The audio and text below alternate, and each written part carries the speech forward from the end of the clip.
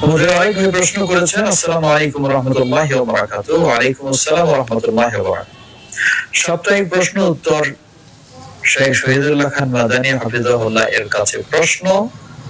আমি সাবেদ আনসারী, জঙ্গিপুর, মুর্শিদাবাদ, পশ্চিমবঙ্গ, ভারত থেকে। আমাদের ভাই ভারত থেকে সাবেদ আনসারী তিনি প্রশ্ন করেছেন। মনে হয় কথা অনুযায়ী বোঝা যায় যে আমাদের এই প্রোগ্রাম তিনি নিয়মিত অনুসরণ করেন। জাযাকাল্লাহ খাইর। তিনি প্রশ্ন করেছেন, কারোর যদি কোনো অসুখ হয় আর সেই অসুখের জন্য আল্লাহ তাআলাকে বলে, হে আল্লাহ, আপনি আমার অসুখ ঠিক করে দেন, আমি আপনার মসজিদ বা মাদ্রাসায় অমুক জিনিস দান করব, এমন করে বলা যাবে কি না? জবাব, এটি মূলত এক প্রকার মানত। কেউ বিপদগ্রস্ত হলে, অসুস্থ হলে তখন মানত করে থাকে, হে আল্লাহ, যদি আমি সুস্থ হই তাহলে এটা দেব মসজিদে বা মাদ্রাসায় বা এতিমখানায় বা দরিদ্র মানুষকে, অথবা কিছু সিয়াম পালন করব বা এই ধরনের।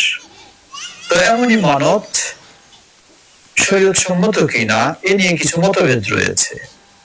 আল্লাহ রাসূল সাল্লাল্লাহু আলাইহি ওয়াসাল্লাম বলেন, মানতের ক্ষেত্রে ইন্নামা ইউস্তাখরাজু মিন মালিল বাখিল, এই ধরনের মানতের মাধ্যমে বখিল কৃপণের শুধু সম্পদকে বের করা হয়। কারণ সাধারণ যারা নিয়মিত দান করে থাকে তারা সব সময় করে, কিন্তু যারা কৃপণ তারা নরমালি দান করতে চায় না, বিপদে পড়লে শুধু দান করে। তো এই জন্য কেউ বলেছেন যে এটি নিন্দনীয় কাজ, এই ধরনের মানত। আবার কেউ বলেছেন যেহেতু আল্লাহ সুবহানাহু ওয়া তাআলা মানত পূরণ করাকে প্রশংসনীয় বলেছেন, সুতরাং কাজটি শরীয়ত সম্মত। অতএব আমরা বলবো যে এই ধরনের কেউ যদি মানত করে তাহলে সেটি শরীয়ত সম্মত, পালন করবেন। তবে মনে রাখতে হবে, মসজিদ মাদ্রাসা ভালো, কোন মাজার বা কোন শিরকি জায়গা বা কোন ইসলাম বিরোধী জায়গা, এমন জায়গার ক্ষেত্রে মানত করা সেটি কখনো হালাল নয়, তা হারাম। আল্লাহু তাআলা আ'লাম। আপনাদের